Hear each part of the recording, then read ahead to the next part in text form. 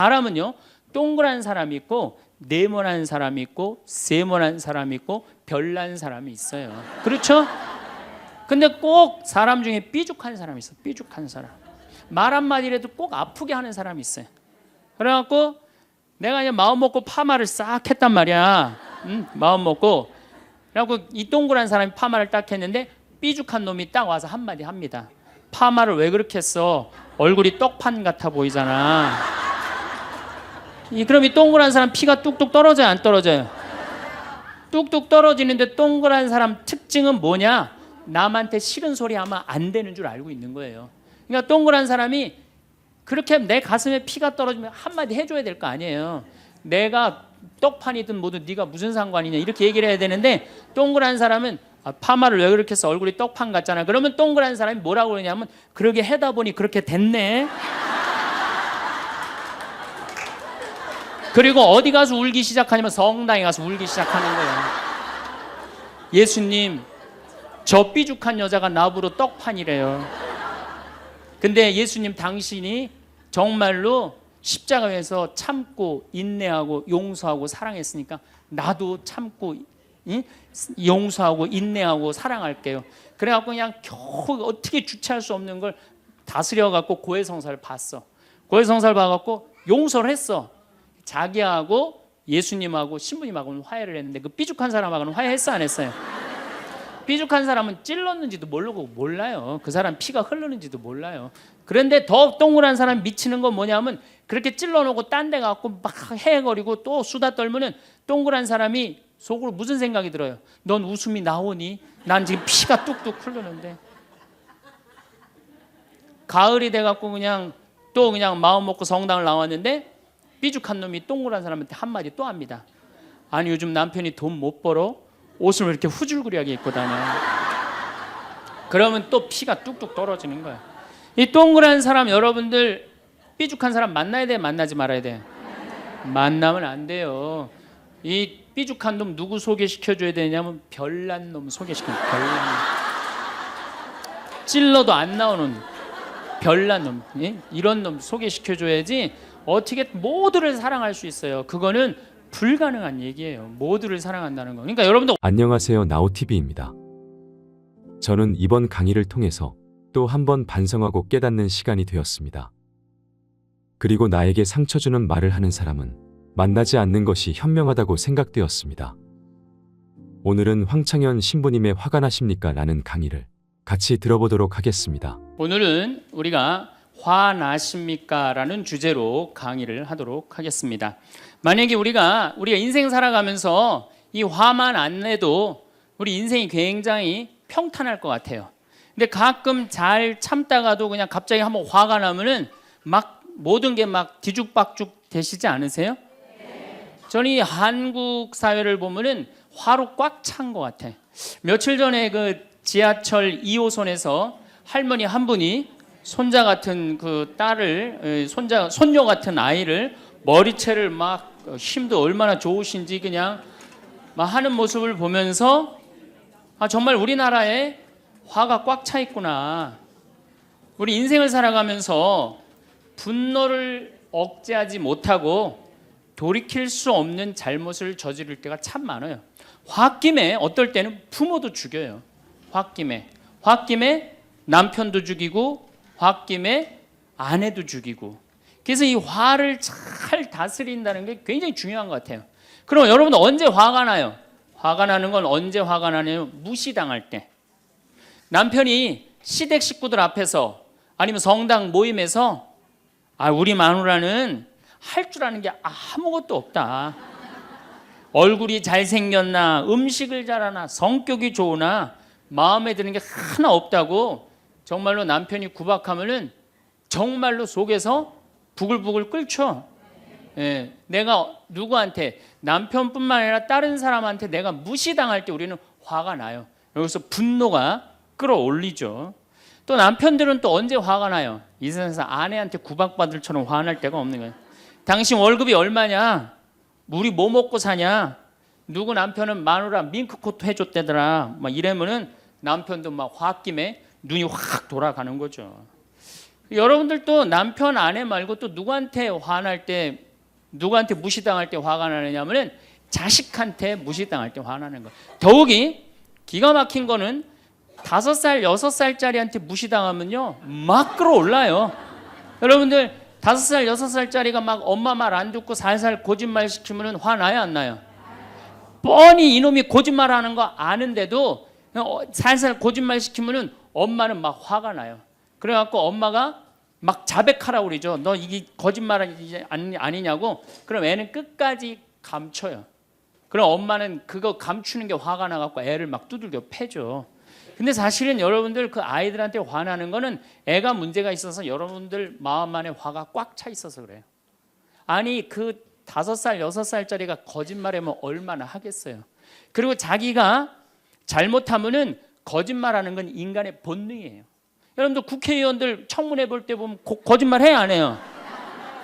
장관 후보자들 청문회 할 때 보면 거짓말 해야 안 해요? 아니 그렇게 대단한 자리에 올라간 사람도 거짓말하는데 5살, 6살짜리가 거짓말한다고 그게 화가 나갖고 두들겨 패고 그러면 안 되죠. 그리고 뻔히 얘가 거짓말하는 거 알면서도 확인한다고 계속 자백해라, 진실을 말해라. 내가 보니까 거짓말하는 애가 나쁜 게 아니라 그렇게 몰아채는 엄마가 훨씬 나쁜 거예요. 그래갖고 마음 안에 뭐가 있느냐면은 너 한 번만 걸리기만 해봐라. 내가 가만히 두나 봐라. 그래갖고 한 번 걸리면은 한 번만 걸리기만 해봐라라고 95%의 엄마가 별론데요 자식들한테. 그리고 걸리면은 두들겨 패는 엄마가 한 50%가 두들겨 팬대요. 어렸을 때 자식들한테. 이게 문제죠. 예. 또 누구 때문에 화가 나요 여러분들? 죽지도 않는 시어머니 때문에 열받잖아요. 그냥 막 90, 100살이 됐는데도 그냥 안 죽고 그냥 건강하고 배고프다고 그러고 밥 내놓으라고 그러고. 또 우리 또 할머니들은 누구 때문에 화나요? 내 마음 몰라주는 며느리 때문에. 그러니까 사실은 화는 어디서 가장 많이 나느냐면 가정 안에서 가장 많이 나는 것 같아요. 다른 데보다는 가정 안에서 자식 때문에, 남편 때문에, 부모 때문에, 아니면 며느리 때문에 화가 나는 거죠. 화는 날 때 보면 작은 일로 시작해서 크게 터집니다. 되게 아무것도 아닌 일로 화를 내기 시작해서 나중에 크게 터져. 그 화나는 걸 보면은 다이너마이트 이렇게 타들어가는 거 보시죠? 도화선 싹 타들어가다가 마지막에 터질 때는 어때요? 산도 무너뜨리고 막 굴도 막 만들어내고 그러잖아요. 그러니까 우리가 화가 날 때는 그 다이너마이트 도화선에서 살살살살 탈 때 그때 꺼야 돼. 그게 끝에 가갖고 이게 터질 때까지 나를 복구 기다리고 있으면 나중에 큰일 납니다. 여러분들 처음에 집에서 불이 났을 때 조그만 불이 났을 때 빨리 끄면은 그 다음에는 번지지도 않죠. 근데 그 끄지 않고 그냥 막 계속 놔두면은 나중에 불이 커지면 그땐 끄고 싶어도 꺼요 못 꺼요? 못 끄는 거예요. 그러니까 화라는 거는 잘 빨리 다스리는 훈련이 필요한 거예요. 내가 김치찌개 저녁에 요즘 배춧값이 너무 뛰었다고 그래서 딴 데 이 배춧값 신경 쓰느냐고 김치찌개를 좀 짜게 끓였어. 남편이 딱 한 숟갈 먹어보니 이놈의 마누라 맨날 끓이는 김치찌개 하나 제대로 못 끓이느냐고. 그럼 부인이 여보 미안해 요즘 배추 한 포기에 15,000원이래.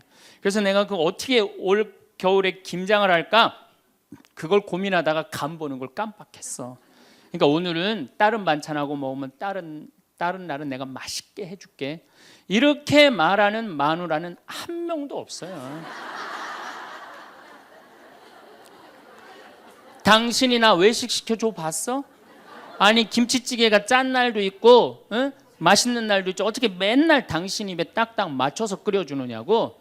그럼 남편이 외식도 못 시켜주고 그래서 좀 미안해갖고 다른 반찬하고 먹으면 다행인데 남편 절대 안 지죠. 너는 맨날 집에서 텔레비전만 보고 해는 일이 뭐 있느냐고. 집안 청소를 제대로 하느냐, 반찬을 맛있게 하느냐. 그러면은 부인이 당신이 나 옷 하나 제대로 안 사주고 그래서 나 텔레비전에서 그거 내 아이 쇼핑하는 거다. 그럼 또 남편이 넌 시집 올 때 해갖고 온 게 뭐가 있는데.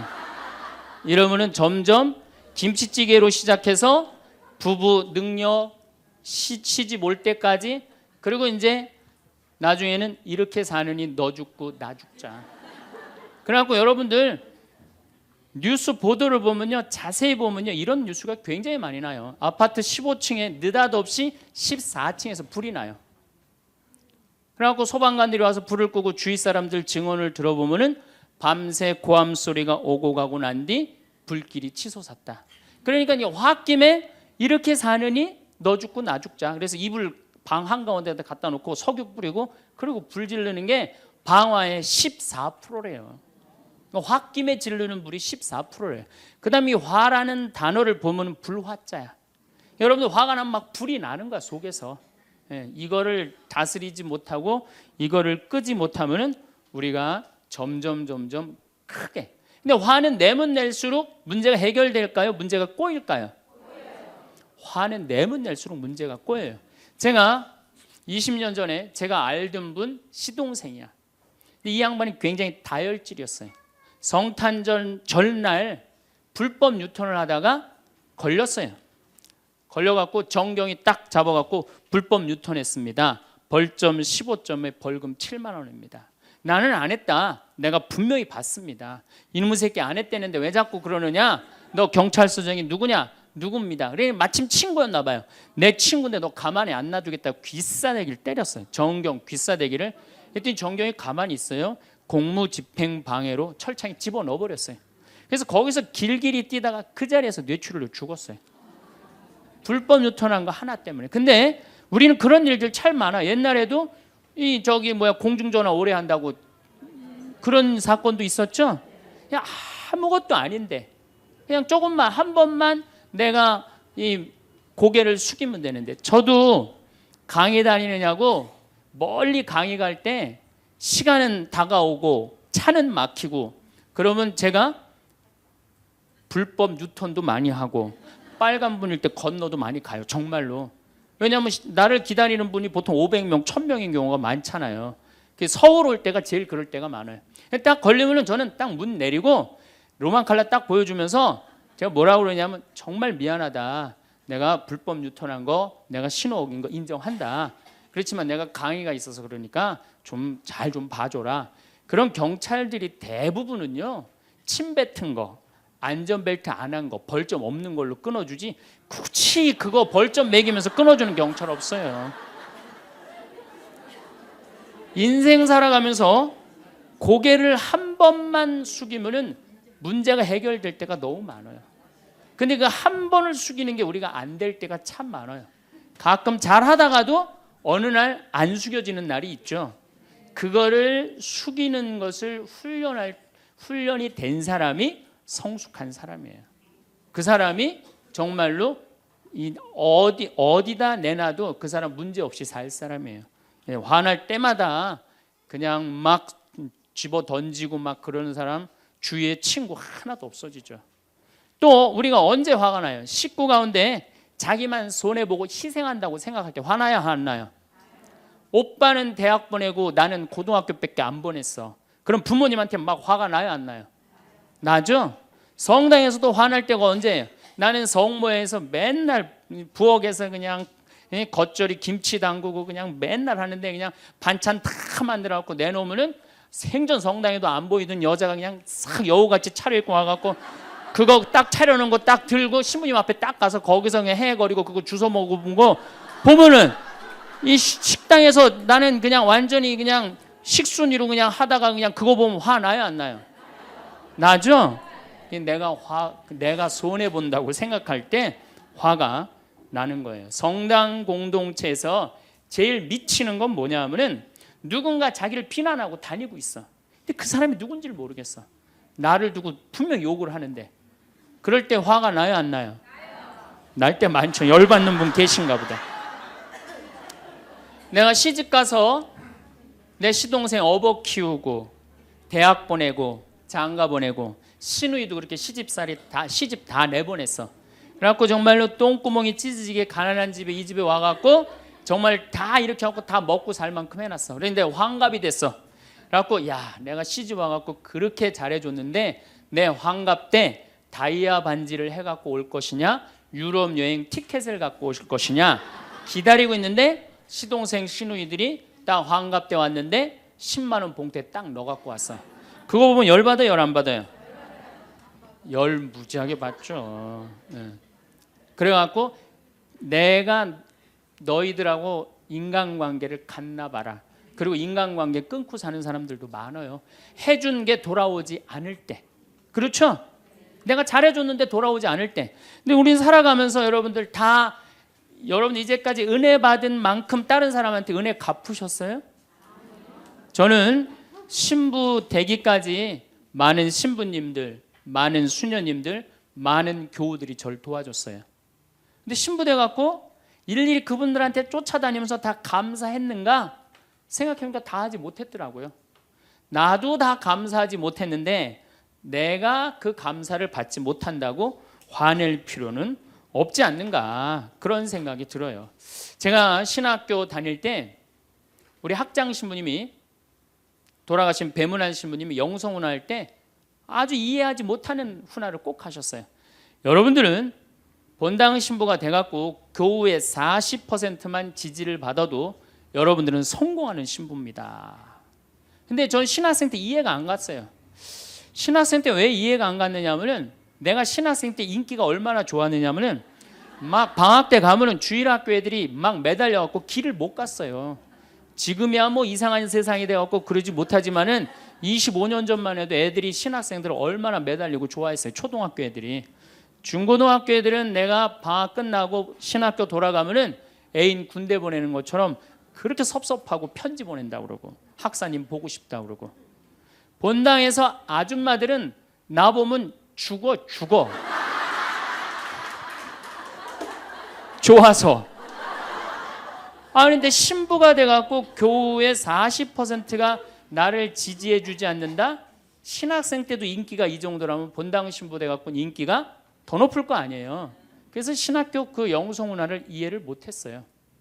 근데 막상 제가 신부가 되고 보니 교우의 40% 지지받는 거는요, 하늘의 별 따기보다도 어렵더라고요. 왜냐하면은 우리나라 지금 통계적으로 미사 참여율이 25% 나와요. 그러니까 정말로 그 신부님이 지지받는 신부님이다, 제대로 40% 지지받는 신부님이다, 그러면은 교우의 40% 미사 참여율 나와야 될 거 아니에요. 그러니까 교우가 1000명이라면 400명은 나와야 될 거 아니에요. 2000명이라면 800명이라면 나와야 되는데 2000명 중에 800명 나오는 본당은 없어요. 2000명이라면 한 500명 정도, 600명 정도 나와요. 많이 나와요. 우리나라 평균적으로. 그러니까 40% 지지받는다는 게 어려워. 예수님은 나 환자 10명 고쳐줬는데 몇 명 돌아왔죠? 1명 돌아왔어요. 그러니까 여러분들 주위에 있는 사람들 10명한테 잘해줬어. 10명한테 잘해줬는데 9명이 돌아오지 않는다고 해서 섭섭할 필요가 없다는 얘기죠. 그 1명이라도 돌아오면은 다행인 거예요. 그러니까 모든 사람들한테 인정받는 일이 쉬운 일이 아니다. 많은 사람들 화나는 경우가, 어떤 경우가 여러분들 화가 많으냐면 자기가 완전한 사람이라고 생각할 때, 자기 판단이 옳다고 생각할 때, 그걸 옳다고 믿을 때 화가 나요. 많은 분들이 어떤 경우가 있느냐면은 내가 관상 좀 볼 줄 아는데 그 사람 틀렸어. 아니면 내가 관상 좀 볼 줄 아는데 그 사람 진짜 괜찮은 사람이야. 이 중에 관상 못 보는 사람 어디 있어? 50년, 60년 살으면은 딱 보면 다 알지. 그렇죠? 그런데 그게 맞는 경우도 있고 틀리는 경우도 참 많아요. 근데 우리는 어떤 착각을 갖고 있냐면 내가 적어도 판단하는 건 맞다고 생각해요.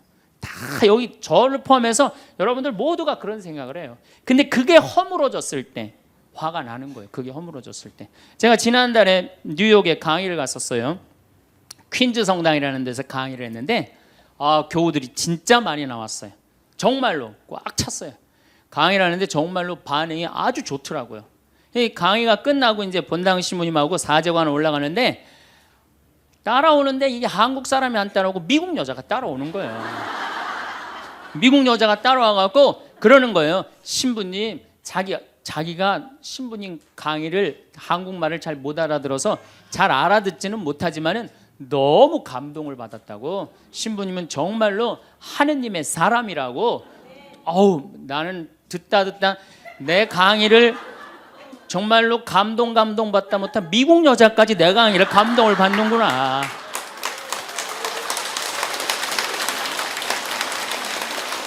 그래갖고 기분이 너무 좋아갖고 이제 그 여자하고 얘기를 하고 있는데 본당 신부님이 자꾸 나를 끄는 거예요. 사정안에 빨리 가자고.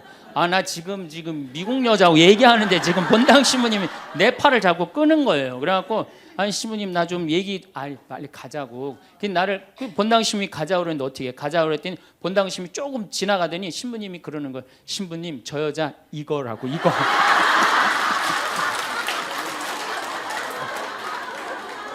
한국에서 강의만 오면은 강의 오는 신부님한테 쫓아다니면서 저런다고. 난 내가 강의 잘해갖고 그런 줄 알았더니 쫓아와갖고 그냥. 내가 성당 봉사한다고 해서 모두가 나를 알아봐 줄 거라고 착각해서는 안 됩니다. 성당에서 열심히 봉사하는 우리 형제 자매님들 가운데 요셉 형제 없으면 우리 성당 쓰러져. 마리아 자매님 없으면 우리 성모에 없어져. 우리 데레사 자매 없으면 성가대 없어져. 그 말 믿지 마세요. 없어져도 성당 잘 돌아가요. 성가대에서 데레사 자매 빠져도 오히려 더 잘 돼.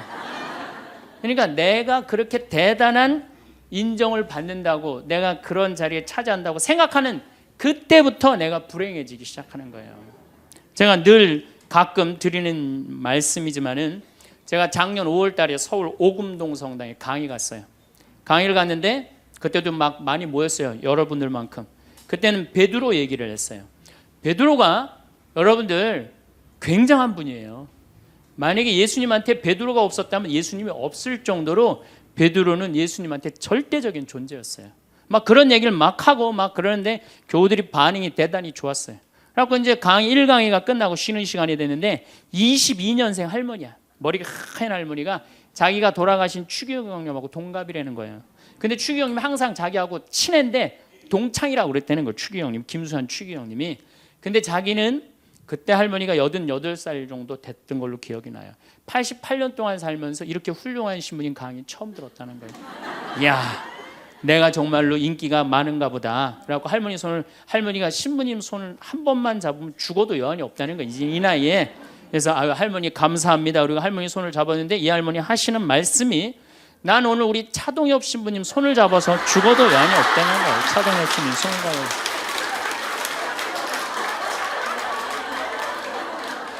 그래서 제가 그랬죠. 할머니 저는 차동엽 신부가 아닙니다. 저는 황창현 신부입니다. 그렇게 분명히 말씀을 드렸는데 이 할머니는 황창현이라는 사람 알지도 못하는 거예요. 그래갖고 또 뭐 상담하고 싶다는 분들이 있어서 상담을 쭉 하고 있는데 저쪽에 있는 할머니가 안 가고 기다리고 계시더라고요. 사람들이 다 떠나는데 할머니가 또 오셨어요. 이 유명한 신부님 손 한번 우리 차동엽 신부님 손 한번 더 잡아보자고.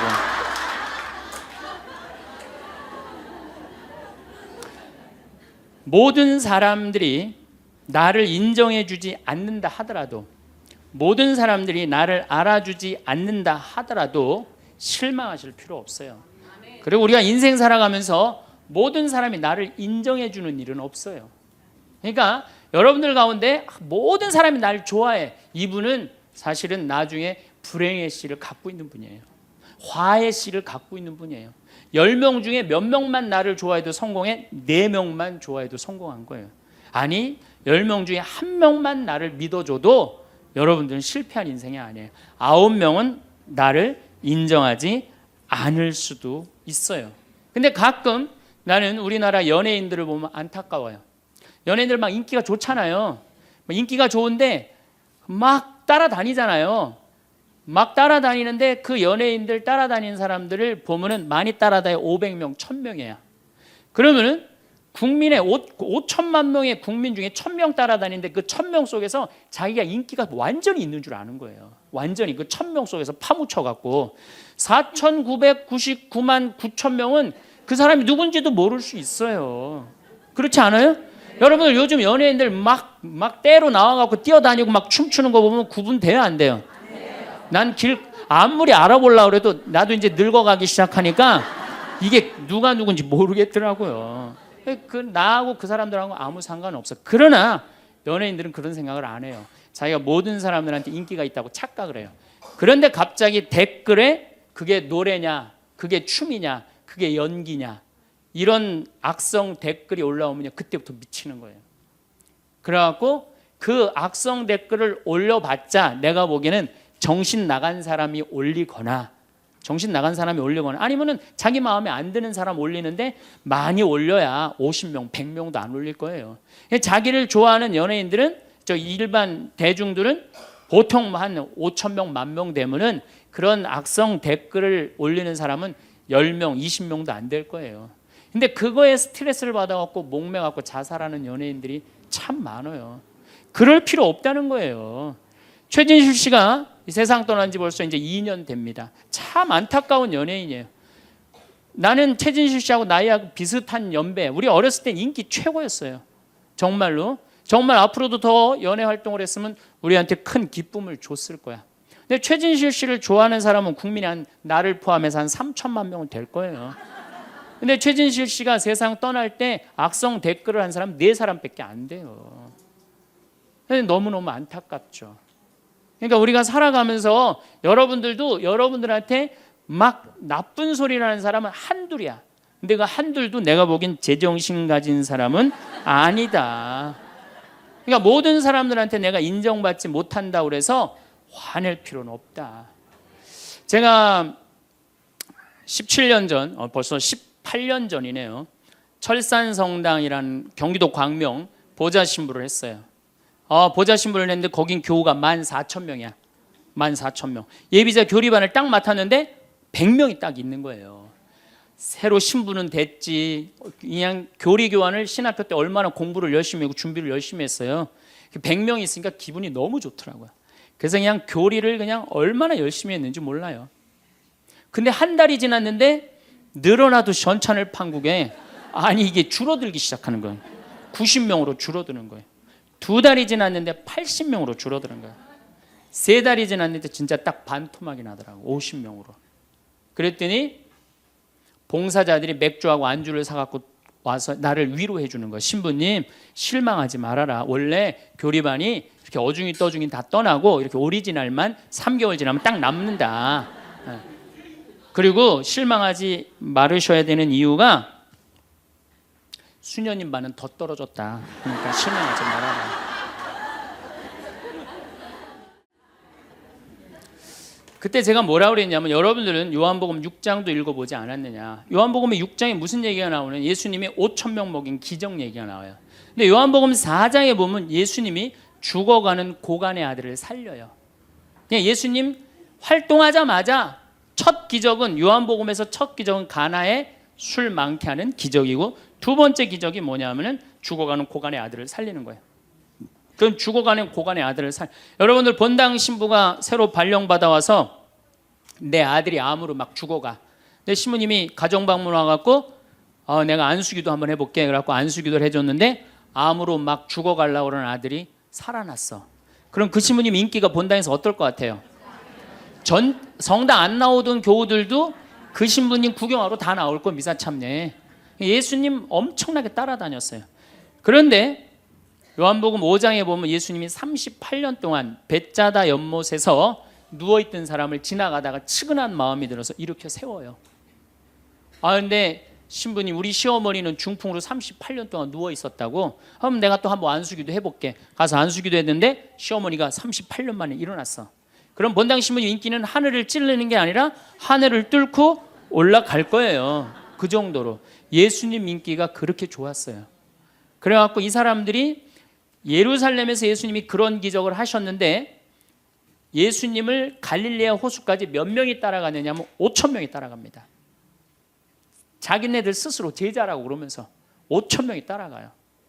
5,000명이 따라가는데 보니까 3일 동안 이 사람이 밥을 못 먹어. 그러니까 예수님이 빵 5개, 물고기 2마리로 5,000명을 먹여요. 그러니까 당시 유대인들이 뭐라고 그러냐면 우리가 드디어 기다리던 왕이 왔다. 왕으로 억지로라도 모시자. 그래요. 그러니까 예수님이 딱 사라졌다가 저녁에 딱 나타나는데 갈릴레아 호수에 나타나는데 성서에 25에서 30 스타디온 정도 배가 떨어져 있었다고 그랬어요. 그럼 완 스타디온은 얼마냐? 한 200m 정도를 완 스타디온, 한 스타디온이라고. 여러분들 스타디온이 어디서 온 말이에요? 스타디움 한 바퀴를 돌고 있습니다. 그러잖아요. 그 스타디움이 성서에서 나오는 스타디온에서 나온 얘기예요. 그러니까 한 스타디온은 한 200m 정도 되는 거예요. 그걸 30스타디온을 걸었다면은 얼마를 걸은 거냐면은 6km를 걸은 거, 무리를 쫙.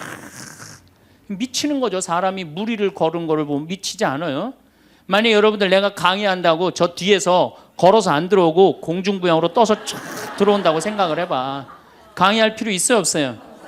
잠깐 떴다가 그냥 쫙 나가면 그걸로 끝이지. 그러니까 당시의 유대인들은 예수님한테 완전히 반한 거예요. 근데 다음날 예수님이 이상한 말을 해요. 참으로 확 끼얹어요. 내가 진실로 진실로 너희에게 말한다. 너희가 사람의 아들의 살을 먹지 않고 그의 피를 마시지 않으면 너희는 생명을 얻지 못한다. 그러나 내 살을 먹고 내 피를 마시는 사람은 영원한 생명을 얻고 나도 마지막 날에 그를 다시 살릴 것이다. 내 살은 참된 양식이고 내 피는 참된 음료다. 군중들이 눈이 동그래요. 여러분들은 살 먹고 피 먹는 얘기 하도 많이 들어서 안 이상하죠? 그런데 다른 종교인들이 우린 예수님 살 먹어, 예수님 피 마셔, 그러면은 어떻게 생각할 것 같아요? 식인종 아니면 드라큘라 둘 중에 하나예요. 예수님 피 먹는 거면. 그러니까 당시의 유대인들이 뭐라고 그러냐면 이 말씀은 듣기가 너무 거북하다. 누가 듣고 있을 수 있겠는가? 그러니까 그러면서 떠나요. 그러니까 예수님이 당신의 말씀을 두고 투덜거리는 것을 속으로 아시고 그들에게 이르셨다. 이 말이 너희 귀에 거슬리느냐? 그리고 성서에 이렇게 우리에게 말합니다. 이 일이 일어난 뒤로 제자들 가운데 많은 사람이 되돌아가고 더 이상 예수님과 함께 다니지 않았다. 다 떠나간 거예요. 말을 알아듣기 너무 어렵다고. 그러니까 이제 예수님이 이제 딱 12명 딱 남아 있는 거, 어떤 무식한 어부 12이 눈을 동그랗게 뜨고 예수님을 쳐다보는 거예요. 그러니까 예수님이 이때 뭐라고 그러냐면은 너희도 떠나고 싶으냐. 그러니까 이 12마저 떠나면 예수님 완전히 낙동강 오리알 되는 거예요. 이때 대단한 인물이 하나 나옵니다. 누구냐? 베드로예요. 다 떠났음에도 불구하고 의리를 지킨 분이 베드로예요. 당신은 영원한 생명을 주시는 말씀을 가지고 있는데 우리가 어디를 갑니까? 그리고 예수님은 이 12하고만 다니세요. 그리고 요한복음 6장 다음에 7장에는 뭐라고 써 있느냐면은 이들이 예수님을 죽이려 함으로 예수님은 더 이상 공식적으로 돌아다니지 않고 몰래 숨어서 갈릴레아만 다니셨다고 그래요. 그러니까 이 12하고만 그냥 돌아다닌 거 죽이려고 그러니까 피해서. 그러니까 예수님 그렇게 죽어가는 고간 아들 살리고 38년 동안 배짜다 연못에 누워있던 사람 살리고 5,000명 먹이고 생 난리를 쳐갖고 막 5,000명이 따라다니다가 결국은 몇 명 건졌느냐? 12명 건진 거예요. 여러분들 5,000명 중에 12명 건진 예수님이 나요? 100명 중에 50명 건진 제가 나요? 누가 나요? 내가 낫지 않아요? 아니 내가 예수님보다 나은데 뭐 그 예비 교우 50명 떨어졌다고 실망할 게 뭐 있어. 나는 가끔 한심한 레지오 단장들이 있어요. 신부님 우리 단원이 10명인데 오늘 2명밖에 안 나왔습니다. 그래서 둘이서 울면서 개응을 했습니다. 우리 레지오 해체해야 될까 봅니다. 이렇게 오는 단장이 있는데 한심한 단장이죠. 10명 중에 2명 나왔다 그러면 20% 지지받는 단장이야. 자, 5,000명 중에 12명 남긴 예수님이 나요? 10명 중에 2명 나온 단장이 나요? 누가 나? 단장이 훨씬 나은 거예요. 또 요즘 우리나라 구역 반모임 활성화를 위해서 굉장히 많이 노력하죠. 근데 많은 경우 반장님들, 구역장님들이 실망해요. 우리 구역이 10세대인데 3세대밖에 안 나온다. 4세대밖에 안 나온다. 이렇게 실망하는 분들이 굉장히 많아요. 그러면은 10세대 중에 3세대나 4세대 나오면 이건 본당 신부보다 난 사람이에요. 예수님보다는 뭐 더 난 사람이고 실망할 필요가 뭐 있어. 예수님 뭐라고 그러냐면 너희 중에 단 두세 사람만 모여도 내가 그곳에 함께 있겠다. 그러면 됐지 뭐 이렇게 욕심이 많아요. 그러니까 여러분들 모든 사람들한테 인정받는 건 쉬운 일이 아니고 인정받으려고 할 때 우리 인생이 피곤해지고 화가 난다 이거예요. 제가 2년 전에 평화방송에 강의를 한 2달 정도 했어요. 많이 한 것도 아니에요. 2달. 그런데 정말로 인기가 대단하더라고. 막 전화가 얼마나 오는지. 특히 천주교 교우들은 의외로 전화를 안 하더라고. 개신교 성도들이 얼마나 전화를 많이 하는지 몰라요. 신부님 너무너무 설교 좋다고. 예. 천주교 교우들은 왜 전화하느냐 하면은 천주교 교우들은 원래 입이 무겁잖아요.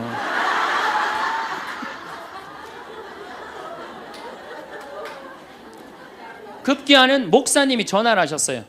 신부님 우리 교회에 와서 설교를 주일 예배에 좀 해달라는 거예요. 그래서 제가 주일 예배에 가서 설교를 했어요. 그때 이번에는 천안에서 스님이 전화를 하셨어요.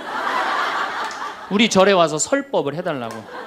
더욱이 나는 그 주지 스님을 아직도 잊지 못하는데 참 좋으세요. 겸손하시고. 상좌에 앉혀서 제가 설법도 주일날 했어요. 뭐 인기가 뭐 천주교, 개신교, 불교 막 올라가는 거예요. 기분이 끝내줬는데 갑자기 전화가 한 통 왔어요. 평촌에서 사는 할머니야. 근데 이 할머니가 전화를 우리 직원한테 황창현 신부를 바꾸라고 전화가 온 거예요.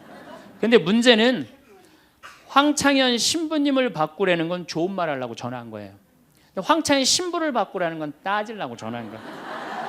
전화를 딱 받았더니 당신은 정의구현 사제단이냐 딱 그렇게 물어보는 거예요. 그래서 난 정의구현 사제단이 아니다 그랬더니 정의구현 사제단도 아닌데 왜 운하를 반대하느냐. 우리나라 경제가 살려면 운하를 해야 된다. 젊은 신부가 경제도 모르고 사회도 모르고 정치도 모르는 신부가 방송에 나와서 운하가 안 된다고 1시간 동안 떠들면 되겠느냐. 그리고 당시 수원교구 주보에다가 운하 안 된다고 한 달을 주보에다 써내는데 그 60만 명 70만 명이 있는 주보에다 그런 글을 쓰면 되느냐. 그리고 당신 앞에 행복론 강의도 하나도 재미없었다. 나와서 방송 나와서 강의하지 말아라. 그래서 전화를 다 끊는 거예요. 제가 기분이 좋았겠어 나빴겠어요? 기분은 나빴지만 그 할머니 때문에 화를 주체하지 못해서 내가 목을 매갖고 자살을 해야 되겠다 이 생각은 안 했어요. 생각이 다 틀린 거예요. 생각이 틀리고 상황이 다 틀린 거예요. 내 강의를 듣는 사람이 10,000명이라면 10,000명 중에 5,000명은 나하고 생각이 같을 수 있어요. 근데 5,000명은 나하고 틀릴 수 있어요. 5,000명이 틀리다고 그 5,000명 때문에 화낼 필요는 없다. 아, 나하고 틀릴 수도 있구나. 이렇게 생각하면 마음이 편안하거든요. 근데 그런 것 때문에 뭐 화를 내고 열낼 일이 뭐가 있어요. 또 한 번은 내가 노인에 대한 강의를 했어요. 우리 이제 안 죽는다. 우리 이제 100살까지 산다. 110살까지 산다. 그러니까 자식들한테 재산 물려주지 말고 다 여러분 위해 쓰다가 죽어라. 그리고 통장에 얼마만 남기면 되냐? 500만 원만 남겨라. 500만 원만. 그렇게 마음껏 쓰다가 죽을 때는 돌아다니다 지치면은 그냥 죽을 땐 꼴까닥 죽어라. 네, 이렇게 강의를 했더니 아, 정말로 할머니들이 이번에는 전화를 무지하게 하는 거예요. 너무너무 내 노년을 확실히 알려줘서 고맙다고. 이번엔 순천에 있는 할아버지가 전화를 하셔서 신부님 저는 70 먹은 노인인데 침례 교회를 다닙니다. 근데 신부님 강론을 듣고 가슴이 뻥 뚫렸다는 거예요. 아, 내가 남은 인생 30년이나 남았는데 어떻게 살아야 되는지 너무너무 잘 들었다고. 근데 신부님이 다음 주에 이제 돈 다 쓰다가 꼴까닥 죽는 방법을 알려준다고 그랬는데 그 주간에 당신이 어딜 가갖고 못 들었대 내 강의를. 그래갖고 꼴까닥 죽는 방법을 알려달라고 전화를 했더라. 야, 정말로 이 순천의 할아버지도 나한테 전화를 기분이 너무너무 좋더라고요. 근데 하느님은 참 짓궂게도 그 전화 끊자마자 이번에는 저 부산에서 전화가 왔어요. 황창현 신부를 바꾸라고. 전화를 딱 받았더니 당신이 황창현 신부냐고. 내가 황창현 신부라. 당신 요즘 왜 그런 강의를 방송에서 나와서 해서 집안을 평지 풍파를 일으키느냐. 그러니까 내 강의를 듣고 시어머니일 거예요. 시어머니가 내 강의를 듣고 며느리를 불러서 한 소리 한 거지. 나 안 죽는데더라. 너 나 다 나 위해서 쓰다가 나 통장에 500만 원만 남길 테니까 나한테 유산 받을 생각 꿈도 꾸지 말아라. 그렇게 이제 얘기를 한 거야. 그러니까 그냥 열받으니까 나한테 전화를 한 거죠. 그런 강의 하지 말라고. 그리고 그 자매는 한마디 더 하더라고요. 당신 강의하는 거 재수 없다고. 그래서 전화를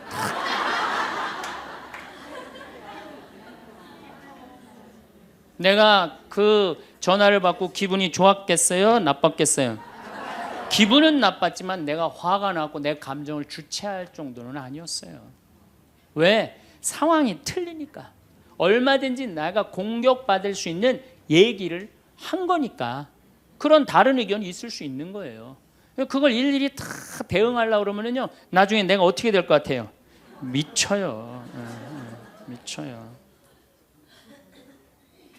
여러분들, 요즘 나는 가끔 텔레비전 보면서 총리들도, 대통령도 막 신발 막 던지고 막 결함 막 던지고 그러잖아요. 대통령한테도.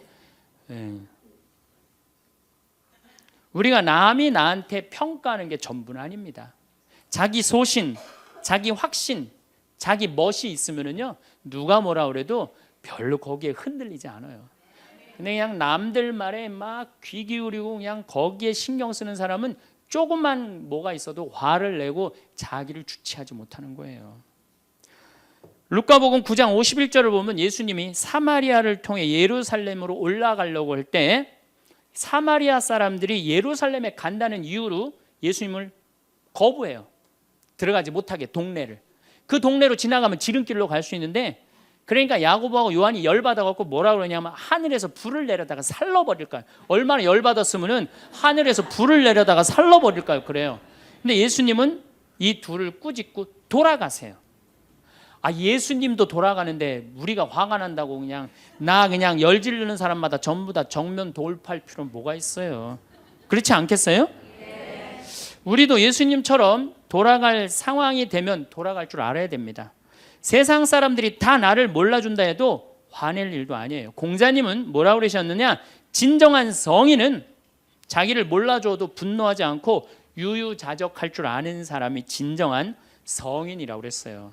내가 누군데 나를 몰라봐. 왕년에 내가 이 거리를 주름 잡던 사람인데 이 성당 지을 때 내가 어떻게 했는데 나에게 이럴 수가 있어. 내가 시집 와서 똥구녕이 찢어지게 가난한 이 집 이렇게 일으켜놨는데 나를 무시할 수 있어? 이렇게 자꾸 자기 도취에 사로잡히면은요, 나중에 다른 사람하고 부닥치게 되고 잘난 척하게 되는 그런 꼴이 된다. 그런 꼴이에요. 여러분들, 반대로 모두를 사랑할 수 있어요? 내가 모든 사람들한테 사랑받을 수도 없지만은 반대로 사랑할 수 있느냐? 다 사랑할 수 있어요? 쉽지 않죠? 내가 본당 신부 해보니까 다 사랑하는 사람이 있긴 있더라고요. 누가 다 사랑하느냐면 머리에 꽃 꽂은 여자가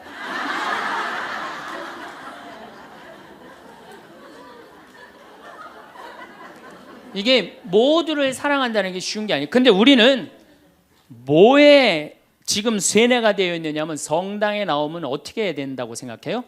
모두를 사랑해야 된다고 생각하지 않아요? 나를 괴롭히는 사람, 나를 미워하는 사람, 나한테 힘들게 하는 사람 다 사랑해야 된다고 생각해요?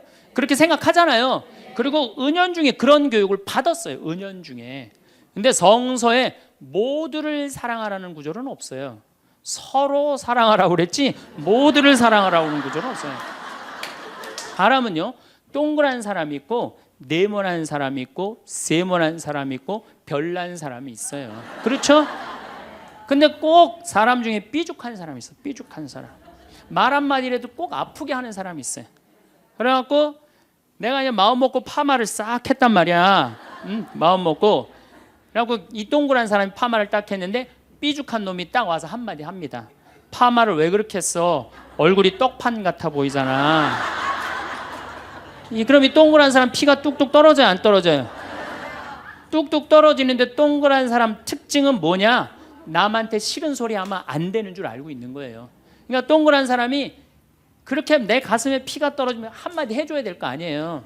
내가 떡판이든 뭐든 네가 무슨 상관이냐 이렇게 얘기를 해야 되는데, 동그란 사람은 파마를 왜 그렇게 해서 얼굴이 떡판 같잖아. 그러면 동그란 사람이 뭐라고 그러냐면 그러게 해다 보니 그렇게 됐네. 그리고 어디 가서 울기 시작하냐면 성당에 가서 울기 시작하는 거예요. 예수님, 저 삐죽한 여자가 나보러 떡판이래요. 근데 예수님, 당신이 정말로 십자가에서 참고 인내하고 용서하고 사랑했으니까 나도 참고 용서하고 인내하고 사랑할게요. 그래갖고 그냥 겨우 어떻게 주체할 수 없는 걸 다스려갖고 고해성사를 봤어. 고해성사를 봐갖고 용서를 했어. 자기하고 예수님하고 신부님하고는 화해를 했는데 그 삐죽한 사람하고는 화해했어 안 했어요? 삐죽한 사람은 찔렀는지도 모르고 몰라요. 그 사람 피가 흐르는지도 몰라요. 그런데 더 동그란 사람이 미치는 건 뭐냐면 그렇게 찔러놓고 딴 데 갖고 막 헤헤거리고 또 수다 떨면은 동그란 사람이 속으로 무슨 생각이 들어요? 넌 웃음이 나오니? 난 지금 피가 뚝뚝 흐르는데. 가을이 돼갖고 그냥 또 그냥 마음 먹고 성당을 나왔는데 삐죽한 놈이 동그란 사람한테 한마디 또 합니다. 아니 요즘 남편이 돈 못 벌어? 옷을 왜 이렇게 후줄그리하게 입고 다녀? 그러면 또 피가 뚝뚝 떨어지는 거야. 이 동그란 사람 여러분들 삐죽한 사람 만나야 돼 만나지 말아야 돼? 만나면 안 돼요. 이 삐죽한 놈 누구 소개시켜줘야 되냐면 별난 놈 소개시켜. 별난 놈. 찔러도 안 나오는 별난 놈. 예? 이런 놈 소개시켜줘야지 어떻게 모두를 사랑할 수 있어요. 그거는 불가능한 얘기예요. 모두를 사랑한다는 거. 그러니까 여러분들 오늘 이후로 나는 모든 사람을 사랑할 것이다. 그러면 나중에 누가 망가지냐면 내가 망가져요. 예, 모두를 사랑하면서 자기가 완전히 망가지는 거예요. 모두를 사랑하면서 기쁨은 다행인데 모두를 사랑하면서 그걸 끌어안느냐고 속에서 부글부글 끓어. 그냥 화가 꽉 차 있는 거죠. 사람들은 분노로 인하여 돌이킬 수 없는 일을 저지를 때가 정말 많은 것 같습니다. 화를 잘 다스리는 것이 중요하다고 생각했습니다. 무시당할 때 화가 나기도 합니다. 자식한테 무시당할 때도 마찬가지이고요. 내 마음 안에 화가 꽉 차면 화를 낸다고 합니다. 화는 어디서 가장 많이 나느냐 하면 가정 내에서입니다. 화는 작은 일로 시작해서 크게 터집니다. 화는 빨리 다스리는 훈련이 필요합니다. 인생 살면서 고개를 한번 숙이면 문제가 해결이 많이 된다는 교훈도 배울 수 있어서 좋았습니다. 또 내가 손해본다고 생각할 때 화가 난다고 했습니다. 내가 해주는데 돌아오는 게 없을 때 화가 난다고 합니다. 모든 사람한테 인정받는 일이 쉬운 일이 아닙니다. 10명 중에 1명이라도 인정받으면 다행입니다. 자기 판단이 옳다고 생각하고 믿을 때 화가 난다고 합니다. 인정받으려고 할 때 인생이 피곤해지고 화가 난다고 합니다. 공자님도 말씀하셨다고 합니다. 진정한 성인은 자기를 몰라줘도 분노하지 않고 유유자적할 줄 아는 사람이 성인이라고 했습니다. 모두를 사랑할 수 없습니다. 말로 상처 주는 사람은 만나지 말아야 합니다. 지금까지 시청해 주셔서 감사합니다. 강의 내용이 너무 좋아서 1회 정도는 반복으로 들어도 좋을 것 같습니다. 지금부터는 반복 재생합니다. 오늘은 우리가 화나십니까? 라는 주제로 강의를 하도록 하겠습니다. 만약에 우리가 인생 살아가면서 이 화만 안 내도 우리 인생이 굉장히 평탄할 것 같아요. 근데 가끔 잘 참다가도 그냥 갑자기 한번 화가 나면은 막 모든 게 막 뒤죽박죽 되시지 않으세요? 저는 이 한국 사회를 보면은 화로 꽉 찬 것 같아.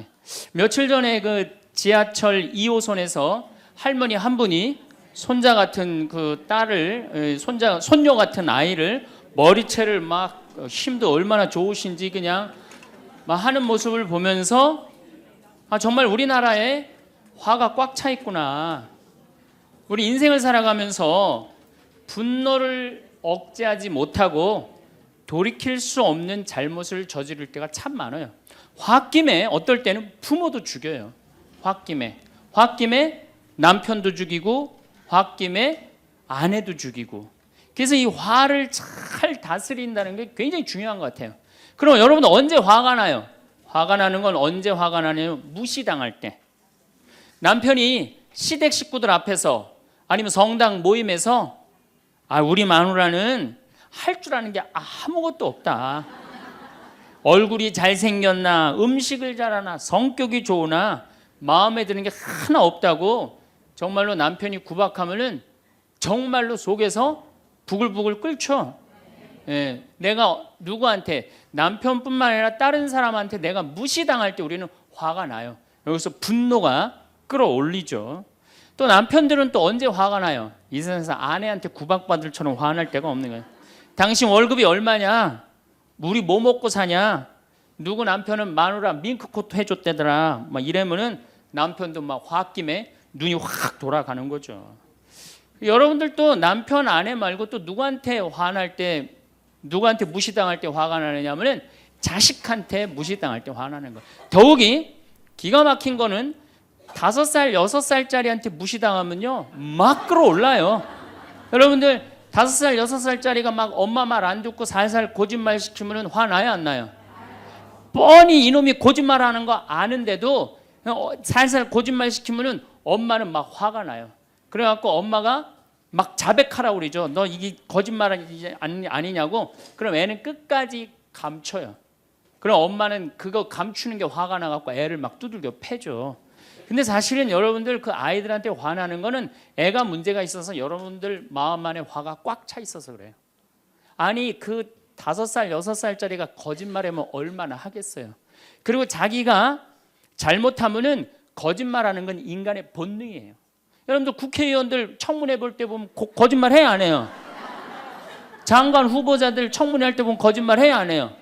아니 그렇게 대단한 자리에 올라간 사람도 거짓말하는데 5살, 6살짜리가 거짓말한다고 그게 화가 나갖고 두들겨 패고 그러면 안 되죠.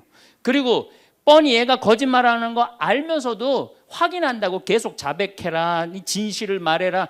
내가 보니까 거짓말하는 애가 나쁜 게 아니라 그렇게 몰아치는 엄마가 훨씬 나쁜 거예요. 그래갖고 마음 안에 뭐가 있느냐면은 너 한 번만 걸리기만 해봐라. 내가 가만히 두나 봐라. 그래갖고 한 번 걸리면은 한 번만 걸리기만 해봐라라고 95%의 엄마가 별론데요 자식들한테. 그리고 걸리면은 두들겨 패는 엄마가 한 50%가 두들겨 팬대요. 어렸을 때 자식들한테. 이게 문제죠. 예. 또 누구 때문에 화가 나요 여러분들? 죽지도 않는 시어머니 때문에 열받잖아요. 그냥 막 90, 100살이 됐는데도 그냥 안 죽고 그냥 건강하고 배고프다고 그러고 밥 내놓으라고 그러고. 또 우리 또 할머니들은 누구 때문에 화나요? 내 마음 몰라주는 며느리 때문에. 그러니까 사실은 화는 어디서 가장 많이 나느냐면 가정 안에서 가장 많이 나는 것 같아요. 다른 데보다는 가정 안에서 자식 때문에, 남편 때문에, 부모 때문에, 아니면 며느리 때문에 화가 나는 거죠. 화는 날 때 보면 작은 일로 시작해서 크게 터집니다.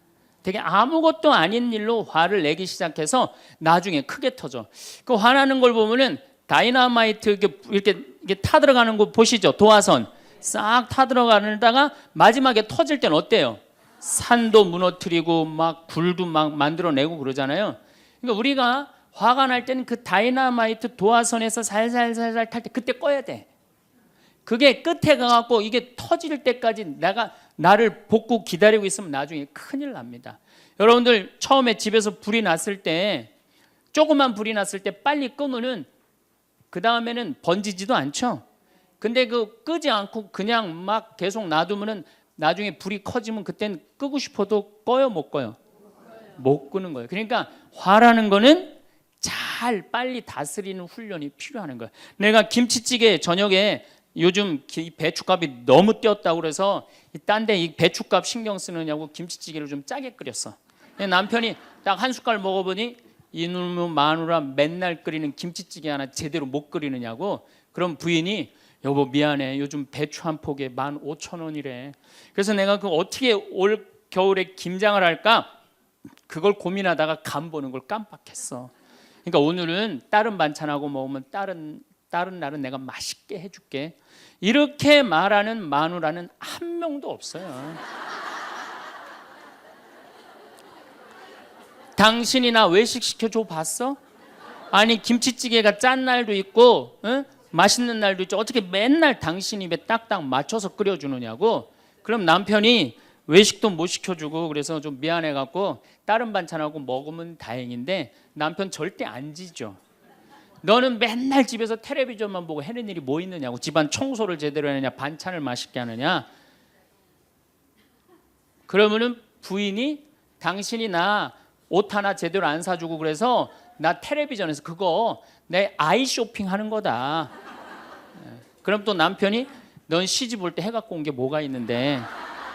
이러면은 점점 김치찌개로 시작해서 부부 능력 시집 올 때까지. 그리고 이제 나중에는 이렇게 사느니 너 죽고 나 죽자.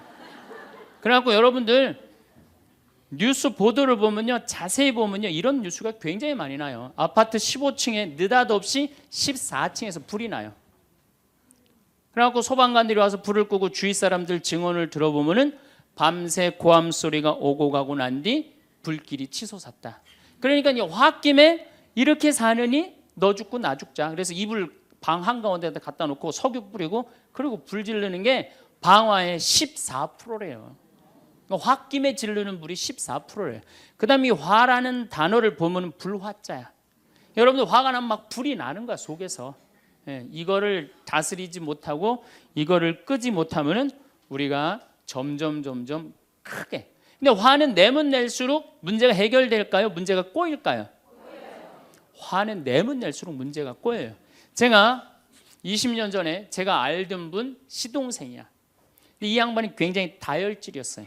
성탄절 전날 불법 유턴을 하다가 걸렸어요.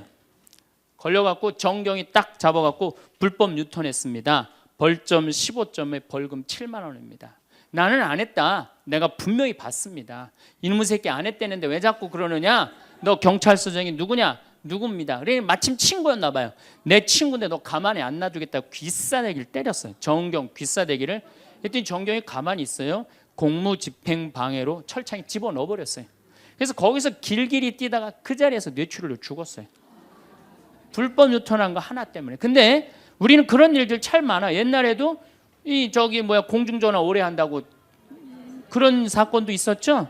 그냥 아무것도 아닌데 그냥 조금만 한 번만 내가 이 고개를 숙이면 되는데, 저도 강의 다니느냐고 멀리 강의 갈 때 시간은 다가오고 차는 막히고 그러면 제가 불법 유턴도 많이 하고 빨간불일 때 건너도 많이 가요. 정말로. 왜냐하면 나를 기다리는 분이 보통 500명, 1000명인 경우가 많잖아요. 서울 올 때가 제일 그럴 때가 많아요. 딱 걸리면은 저는 딱 문 내리고 로만 칼라 딱 보여주면서 제가 뭐라고 그러냐면 정말 미안하다. 내가 불법 유턴한 거, 내가 신호 어긴 거 인정한다. 그렇지만 내가 강의가 있어서 그러니까 좀 잘 좀 봐줘라.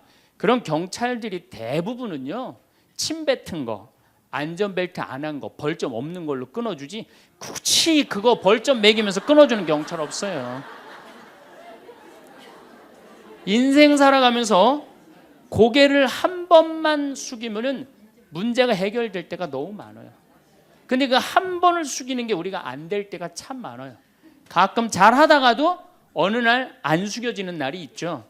그거를 숙이는 것을 훈련이 된 사람이 성숙한 사람이에요. 그 사람이 정말로 어디다 내놔도 그 사람 문제 없이 살 사람이에요. 화날 때마다 그냥 막 집어 던지고 막 그러는 사람 주위에 친구 하나도 없어지죠. 또 우리가 언제 화가 나요? 식구 가운데 자기만 손해보고 희생한다고 생각할 때 화나야 안 나요? 오빠는 대학 보내고 나는 고등학교밖에 안 보냈어. 그럼 부모님한테 막 화가 나요 안 나요?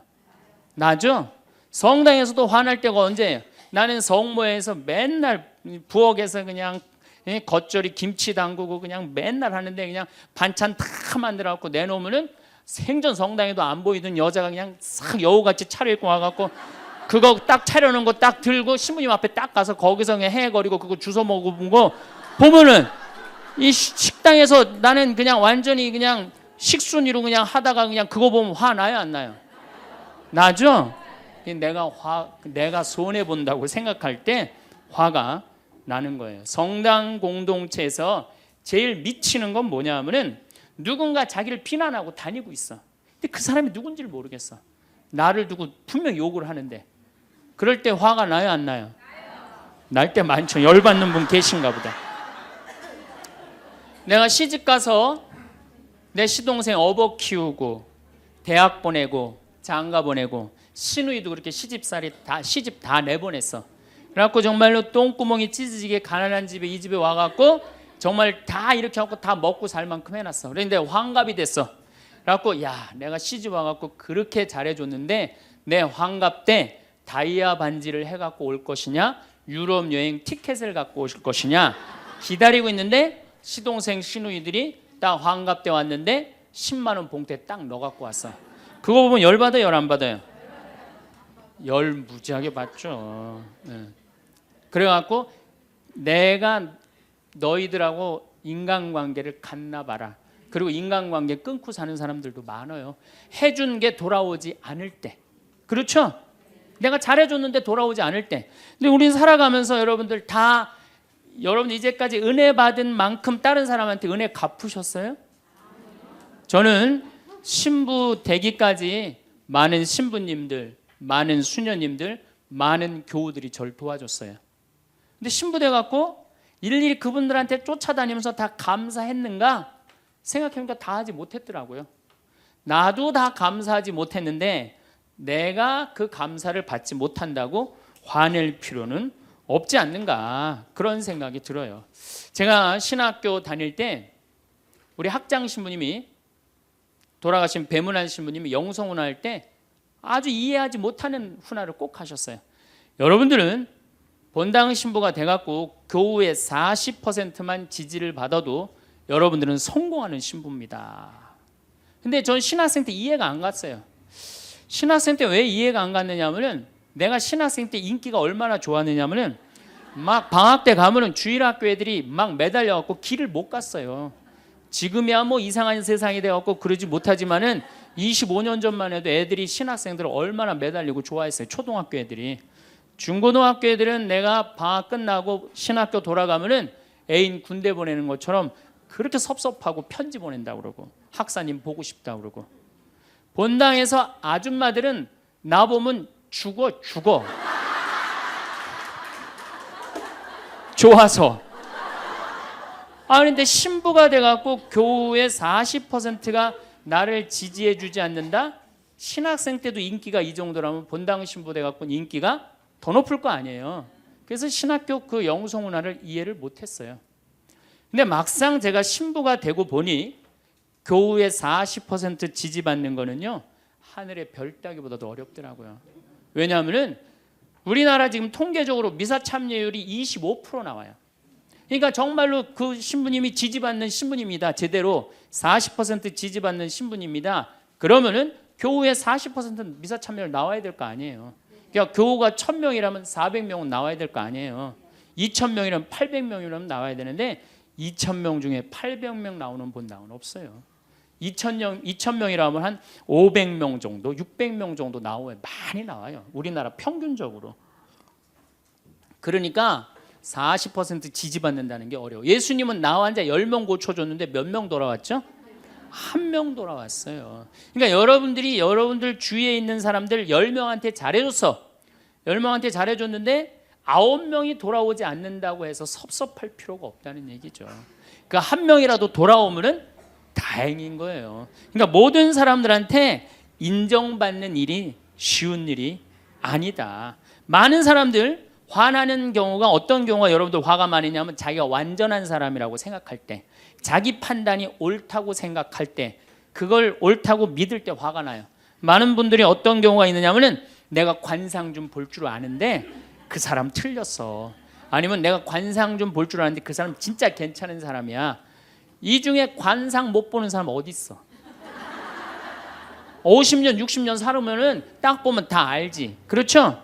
그런데 그게 맞는 경우도 있고 틀리는 경우도 참 많아요. 근데 우리는 어떤 착각을 갖고 있냐면 내가 적어도 판단하는 건 맞다고 생각해요. 다 여기 저를 포함해서 여러분들 모두가 그런 생각을 해요. 근데 그게 허물어졌을 때 화가 나는 거예요. 그게 허물어졌을 때. 제가 지난달에 뉴욕에 강의를 갔었어요. 퀸즈 성당이라는 데서 강의를 했는데 교우들이 진짜 많이 나왔어요. 정말로 꽉 찼어요. 강의를 하는데 정말로 반응이 아주 좋더라고요.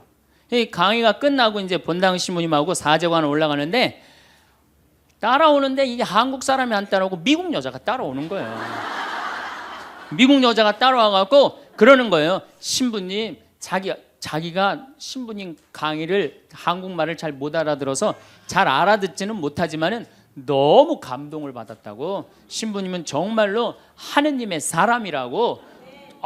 나는 듣다 내 강의를 정말로 감동받다 못한 미국 여자까지 내 강의를 감동을 받는구나.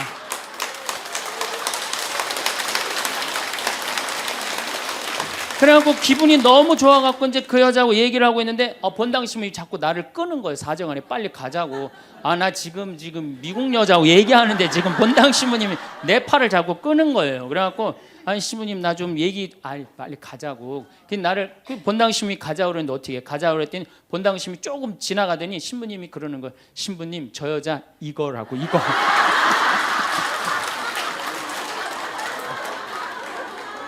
한국에서 강의만 오면은 강의 오는 신부님한테 쫓아다니면서 저런다고.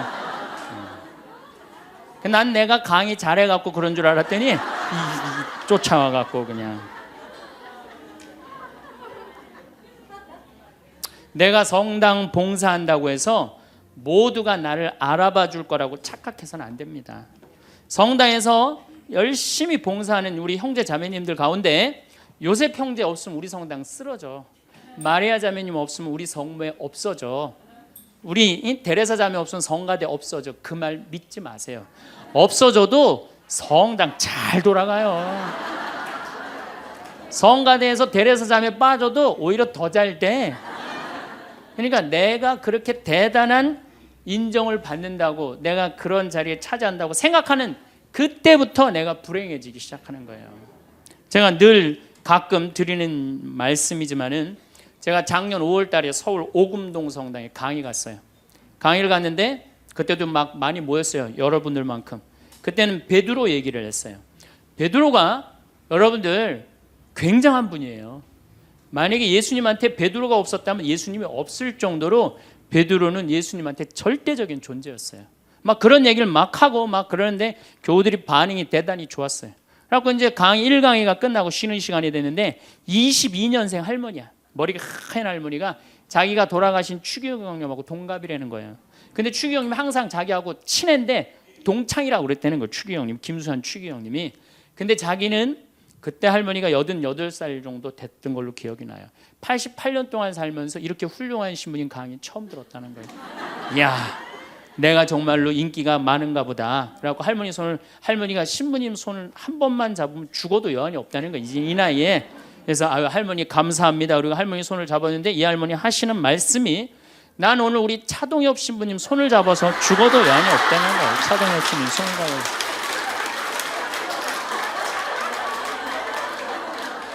그래서 제가 그랬죠. 할머니 저는 차동엽 신부가 아닙니다. 저는 황창현 신부입니다. 그렇게 분명히 말씀을 드렸는데 이 할머니는 황창현이라는 사람을 알지도 못하는 거예요. 그래갖고 또 뭐 상담하고 싶다는 분들이 있어서 상담을 쭉 하고 있는데 저쪽에 있는 할머니가 안 가고 기다리고 계시더라고요. 사람들이 다 떠나는데 할머니가 또 오셨어요. 이 유명한 신부님 손 한번 우리 차동엽 신부님 손 한번 더 잡아보자고.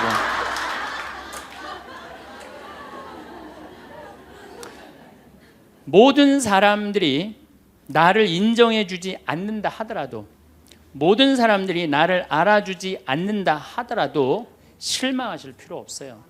그리고 우리가 인생 살아가면서 모든 사람이 나를 인정해 주는 일은 없어요. 그러니까 여러분들 가운데 모든 사람이 나를 좋아해. 이분은 사실은 나중에 불행의 씨를 갖고 있는 분이에요. 화의 씨를 갖고 있는 분이에요. 10명 중에 몇 명만 나를 좋아해도 성공해? 4명만 좋아해도 성공한 거예요. 아니 10명 중에 1명만 나를 믿어줘도 여러분들은 실패한 인생이 아니에요. 9명은 나를 인정하지 않을 수도 있어요. 근데 가끔 나는 우리나라 연예인들을 보면 안타까워요. 연예인들 막 인기가 좋잖아요. 인기가 좋은데 막 따라다니잖아요. 막 따라다니는데 그 연예인들 따라다니는 사람들을 보면은 많이 따라다녀 500명, 1000명이야. 그러면은 국민의 5천만 명의 국민 중에 1000명 따라다니는데 그 1000명 속에서 자기가 인기가 완전히 있는 줄 아는 거예요. 완전히 그 1000명 속에서 파묻혀 갖고 4999만 9천 명은 그 사람이 누군지도 모를 수 있어요. 그렇지 않아요? 여러분들 요즘 연예인들 막 때로 나와 갖고 뛰어다니고 막 춤추는 거 보면 구분돼요, 안 돼요? 난 아무리 알아보려고 그래도 나도 이제 늙어가기 시작하니까 이게 누가 누군지 모르겠더라고요. 나하고 그 사람들하고 아무 상관없어. 그러나 연예인들은 그런 생각을 안 해요. 자기가 모든 사람들한테 인기가 있다고 착각을 해요. 그런데 갑자기 댓글에 그게 노래냐, 그게 춤이냐, 그게 연기냐 이런 악성 댓글이 올라오면 그때부터 미치는 거예요. 그래갖고 그 악성 댓글을 올려봤자 내가 보기에는 정신 나간 사람이 올리거나 아니면은 자기 마음에 안 드는 사람 올리는데 많이 올려야 50명, 100명도 안 올릴 거예요. 자기를 좋아하는 연예인들은 저 일반 대중들은 보통 한 5천 명, 10,000명 되면은 그런 악성 댓글을 올리는 사람은 10명, 20명도 안 될 거예요. 근데 그거에 스트레스를 받아갖고 목매갖고 자살하는 연예인들이 참 많아요. 그럴 필요 없다는 거예요. 최진실 씨가 이 세상 떠난 지 벌써 이제 2년 됩니다. 참 안타까운 연예인이에요. 나는 최진실 씨하고 나이하고 비슷한 연배. 우리 어렸을 땐 인기 최고였어요. 정말로. 정말 앞으로도 더 연애 활동을 했으면 우리한테 큰 기쁨을 줬을 거야. 근데 최진실 씨를 좋아하는 사람은 국민이 나를 포함해서 한 3천만 명은 될 거예요. 근데 최진실 씨가 세상 떠날 때 악성 댓글을 한 사람 4사람밖에 안 돼요. 너무너무 안타깝죠. 그러니까 우리가 살아가면서 여러분들도 여러분들한테 막 나쁜 소리를 하는 사람은 한둘이야. 근데 그 한둘도 내가 보기엔 제정신 가진 사람은 아니다. 그러니까 모든 사람들한테 내가 인정받지 못한다고 그래서 화낼 필요는 없다. 제가 17년 전, 벌써 18년 전이네요. 철산성당이라는 경기도 광명 보좌신부를 했어요. 보좌신부를 했는데 거긴 교우가 14,000명이야. 14,000명. 예비자 교리반을 딱 맡았는데 100명이 딱 있는 거예요. 새로 신부는 됐지. 그냥 교리 교환을 신학교 때 얼마나 공부를 열심히 하고 준비를 열심히 했어요. 100명이 있으니까 기분이 너무 좋더라고요. 그래서 그냥 교리를 그냥 얼마나 열심히 했는지 몰라요. 근데 한 달이 지났는데 늘어나도 전찬을 판국에 아니 이게 줄어들기 시작하는 거예요. 90명으로 줄어드는 거예요. 2달이 지났는데 80명으로 줄어드는 거예요. 3달이 지났는데 진짜 딱 반토막이 나더라고. 50명으로.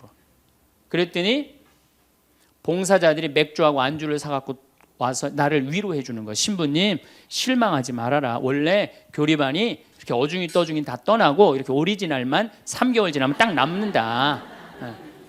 그리고 실망하지 말으셔야 되는 이유가 수녀님 반은 더 떨어졌다. 그러니까 실망하지 말아라.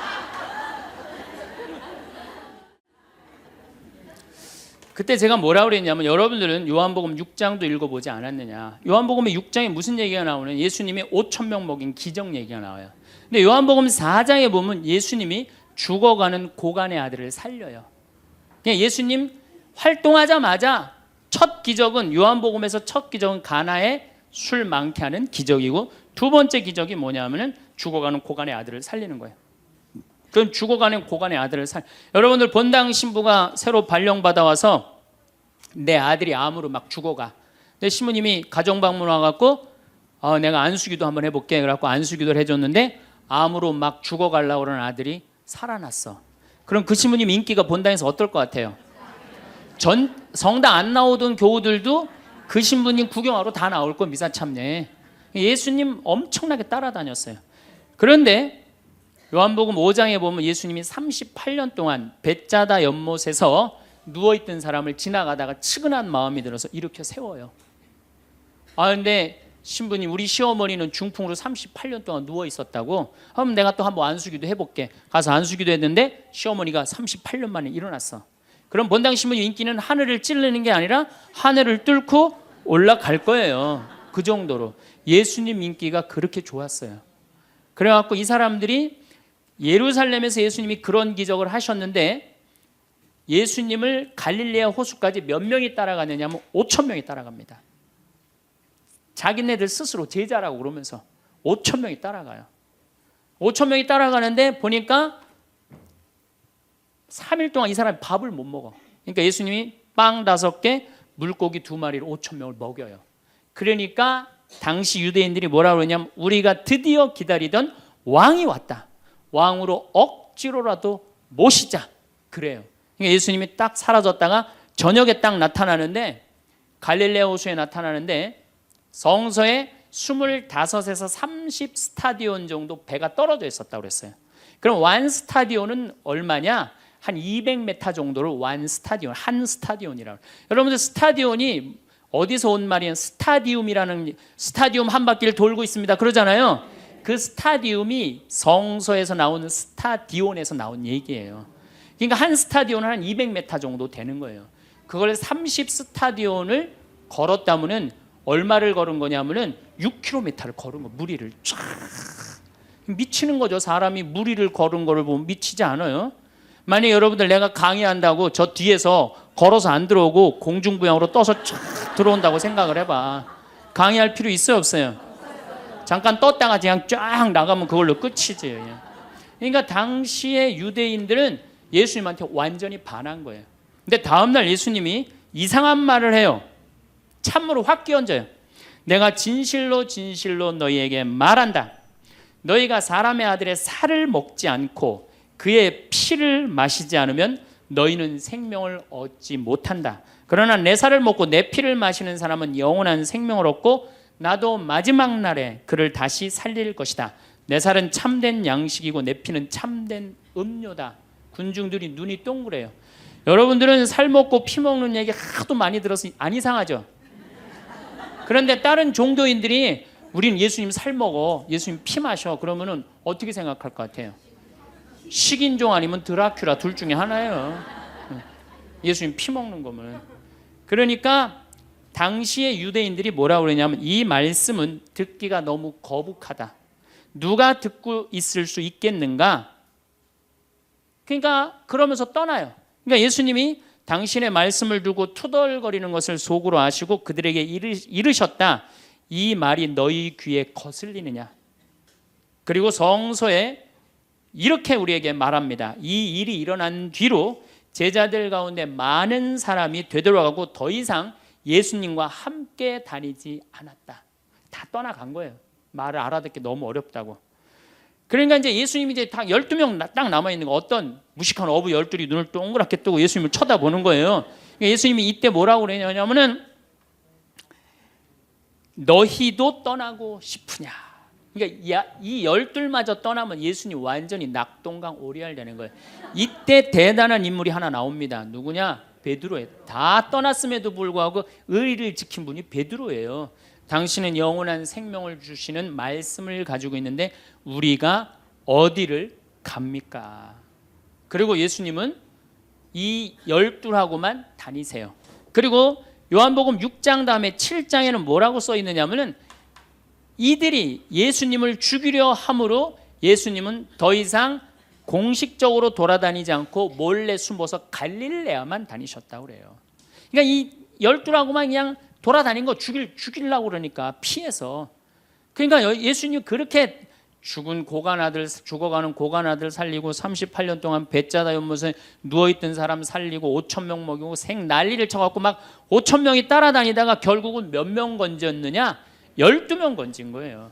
여러분들 5,000명 중에 12명 건진 예수님이 나요? 100명 중에 50명 건진 제가 나요? 누가 나요? 내가 낫지 않아요? 아니 내가 예수님보다 나은데 뭐 그 예비교 50명 떨어졌다고 실망할 게 뭐 있어. 나는 가끔 한심한 레지오 단장들이 있어요. 신부님 우리 단원이 10명인데 오늘 2명밖에 안 나왔습니다. 그래서 둘이서 울면서 개응을 했습니다. 우리 레지오 해체해야 될까 봅니다. 이렇게 오는 단장이 있는데 한심한 단장이죠. 10명 중에 2명 나왔다 그러면 20% 지지받는 단장이야. 자, 5,000명 중에 12명 남긴 예수님이 나요? 10명 중에 2명 나온 단장이 나요? 누가 나? 단장이 훨씬 나은 거예요. 또 요즘 우리나라 구역 반모임 활성화를 위해서 굉장히 많이 노력하죠. 근데 많은 경우 반장님들, 구역장님들이 실망해요. 우리 구역이 10세대인데 3세대밖에 안 나온다. 4세대밖에 안 나온다. 이렇게 실망하는 분들이 굉장히 많아요. 그러면은 10세대 중에 3세대나 4세대 나오면 이건 본당 신부보다 난 사람이에요. 예수님보다는 뭐 더 난 사람이고 실망할 필요가 뭐 있어. 예수님 뭐라고 그러냐면 너희 중에 단 2-3 사람만 모여도 내가 그곳에 함께 있겠다. 그러면 됐지 뭐 이렇게 욕심이 많아요.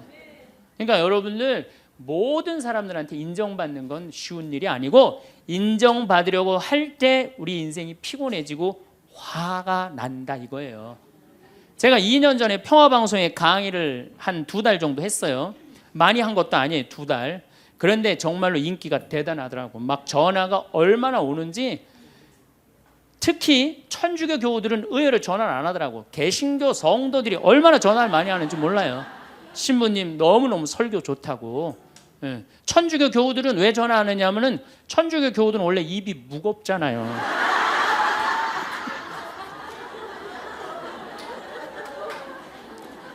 급기야는 목사님이 전화를 하셨어요. 신부님 우리 교회에 와서 설교를 주일 예배에 좀 해달라는 거예요. 그래서 제가 주일 예배에 가서 설교를 했어요. 그때 이번에는 천안에서 스님이 전화를 하셨어요. 우리 절에 와서 설법을 해달라고. 더욱이 나는 그 주지 스님을 아직도 잊지 못하는데 참 좋으세요. 겸손하시고. 상좌에 앉혀서 제가 설법도 주일날 했어요. 뭐 인기가 뭐 천주교, 개신교, 불교 막 올라가는 거예요. 기분이 끝내줬는데 갑자기 전화가 한 통 왔어요. 평촌에서 사는 할머니야. 근데 이 할머니가 전화를 우리 직원한테 황창현 신부를 바꾸라고 전화가 온 거예요. 근데 문제는 황창현 신부님을 바꾸라는 건 좋은 말 하려고 전화한 거예요. 근데 황창현 신부를 바꾸라는 건 따지려고 전화한 거예요. 전화를 딱 받았더니 당신은 정의구현 사제단이냐 딱 그렇게 물어보는 거예요. 그래서 난 정의구현 사제단이 아니다 그랬더니 정의구현 사제단도 아닌데 왜 운하를 반대하느냐. 우리나라 경제가 살려면 운하를 해야 된다. 젊은 신부가 경제도 모르고 사회도 모르고 정치도 모르는 신부가 방송에 나와서 운하가 안 된다고 1시간 동안 떠들면 되겠느냐. 그리고 당시 수원교구 주보에다가 운하 안 된다고 한 달을 주보에다 써내는데 그 60만 명 70만 명이 있는 주보에다 그런 글을 쓰면 되느냐. 그리고 당신 앞에 행복론 강의도 하나도 재미없었다. 나와서 방송 나와서 강의하지 말아라. 그래서 전화를 탁 끊는 거예요. 제가 기분이 좋았겠어 나빴겠어요? 기분은 나빴지만 그 할머니 때문에 화를 주체하지 못해서 내가 목을 매갖고 자살을 해야 되겠다 이 생각은 안 했어요. 생각이 다 틀린 거예요. 생각이 틀리고 상황이 다 틀린 거예요. 내 강의를 듣는 사람이 10,000명이라면 10,000명 중에 5,000명은 나하고 생각이 같을 수 있어요. 근데 5,000명은 나하고 틀릴 수 있어요. 5,000명이 틀리다고 그 5,000명 때문에 화낼 필요는 없다. 아, 나하고 틀릴 수도 있구나. 이렇게 생각하면 마음이 편안하거든요. 근데 그런 것 때문에 뭐 화를 내고 열낼 일이 뭐가 있어요. 또 한 번은 내가 노인에 대한 강의를 했어요. 우리 이제 안 죽는다. 우리 이제 100살까지 산다. 110살까지 산다. 그러니까 자식들한테 재산 물려주지 말고 다 여러분 위에 쓰다가 죽어라. 그리고 통장에 얼마만 남기면 되냐?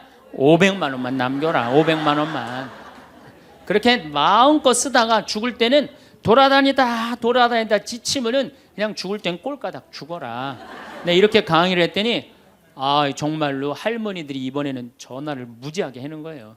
너무너무 내 노년을 확실히 알려줘서 고맙다고.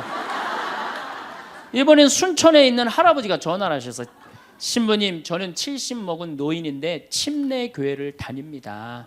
근데 신부님 강론을 듣고 가슴이 뻥 뚫렸다는 거예요. 아, 내가 남은 인생 30년이나 남았는데 어떻게 살아야 되는지 너무너무 잘 들었다고. 근데 신부님이 다음 주에 이제 돈 다 쓰다가 꼴까닥 죽는 방법을 알려준다고 그랬는데 그 주간에 당신이 어딜 가갖고 못 들었대, 내 강의를. 그래갖고 꼴까닥 죽는 방법을 알려달라고 전화를 했더라. 야, 정말로 이 순천의 할아버지도 나한테 전화를 기분이 너무너무 좋더라고요. 근데 하느님은 참 짓궂게도 그 전화 끊자마자 이번에는 저 부산에서 전화가 왔어요. 황창현 신부를 바꾸라고.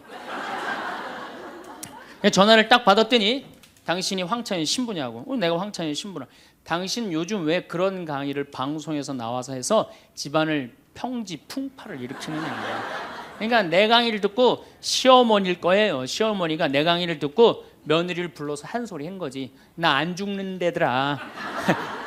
너 나 다 나 위에서 쓰다가 나 통장에 500만 원만 남길 테니까 나한테 유산 받을 생각 꿈도 꾸지 말아라. 그렇게 이제 얘기를 한 거야. 그러니까 그냥 열받으니까 나한테 전화를 한 거죠. 그런 강의 하지 말라고. 그리고 그 자매는 한마디 더 하더라고요. 당신 강의하는 거 재수 없다고. 그래서 저는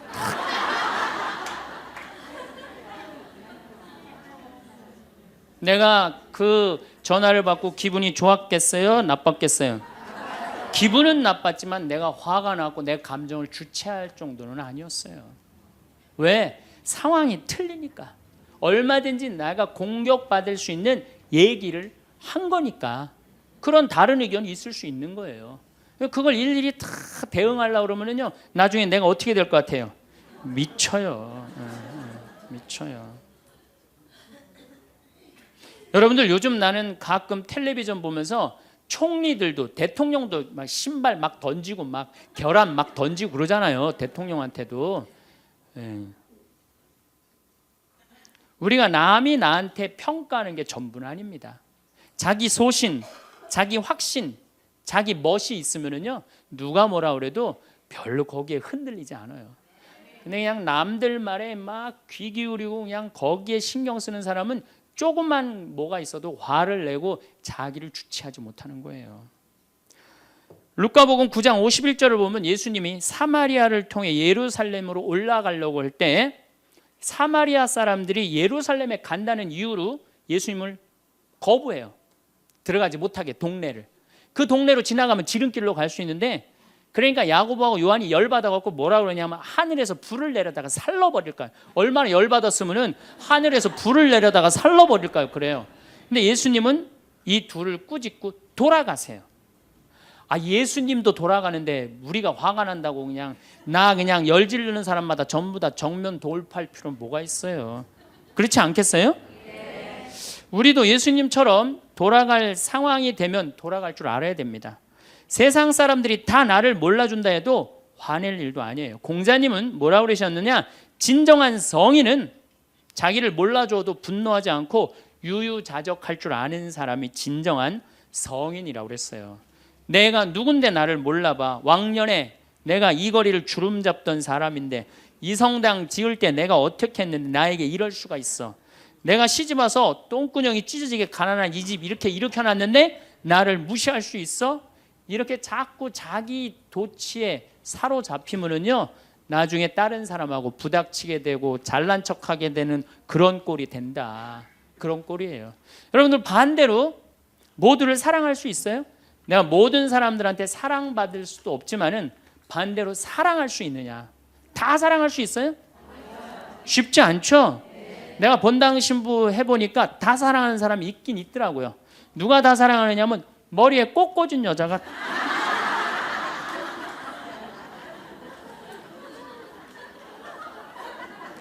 이게 모두를 사랑한다는 게 쉬운 게 아니에요. 근데 우리는 뭐에 지금 세뇌가 되어 있느냐면 성당에 나오면 어떻게 해야 된다고 생각해요? 모두를 사랑해야 된다고 생각하지 않아요?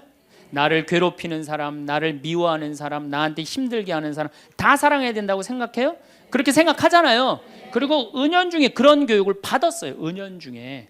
근데 성서에 모두를 사랑하라는 구절은 없어요. 서로 사랑하라고 그랬지 모두를 사랑하라고 하는 구절은 없어요. 사람은요, 동그란 사람이 있고 네모난 사람이 있고 세모난 사람이 있고 별난 사람이 있어요. 그렇죠? 근데 꼭 사람 중에 삐죽한 사람이 있어. 삐죽한 사람. 말 한마디라도 꼭 아프게 하는 사람이 있어요.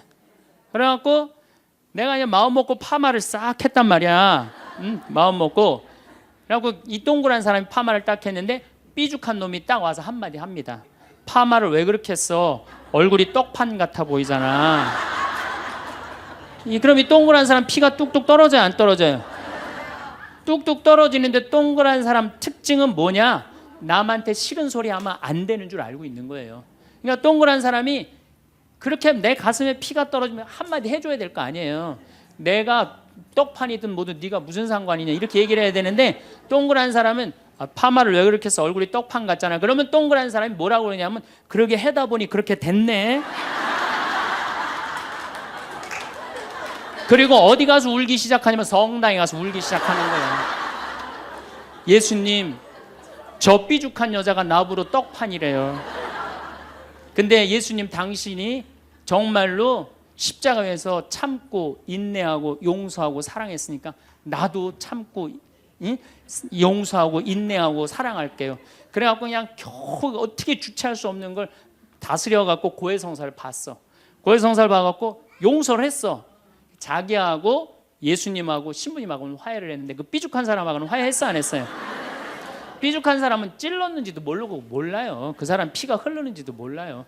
그런데 더 동그란 사람 미치는 건 뭐냐면 그렇게 찔러놓고 딴 데 갖고 막 헤헤거리고 또 수다 떨면은 동그란 사람이 속으로 무슨 생각이 들어요? 넌 웃음이 나오니? 난 지금 피가 뚝뚝 흐르는데. 가을이 돼갖고 그냥 또 그냥 마음 먹고 성당을 나왔는데 삐죽한 놈이 동그란 사람한테 한마디 또 합니다. 아니 요즘 남편이 돈 못 벌어? 옷을 왜 이렇게 후줄그리하게 입고 다녀? 그러면 또 피가 뚝뚝 떨어지는 거야. 이 동그란 사람 여러분들 삐죽한 사람 만나야 돼 만나지 말아야 돼? 만나면 안 돼요. 이 삐죽한 놈 누구 소개시켜줘야 되냐면 별난 놈 소개시켜요. 별난 놈. 찔러도 안 나오는 별난 놈. 예? 이런 놈 소개시켜줘야지 어떻게 모두를 사랑할 수 있어요. 그거는 불가능한 얘기예요. 모두를 사랑한다는 거. 그러니까 여러분들 오늘 이후로 나는 모든 사람을 사랑할 것이다. 그러면 나중에 누가 망가지냐면 내가 망가져요. 예, 모두를 사랑하면서 자기가 완전히 망가지는 거예요. 모두를 사랑하면서 기쁨은 다행인데 모두를 사랑하면서 그걸 끌어안느냐고 속에서 부글부글 끓어. 그냥 화가 꽉 차 있는 거죠.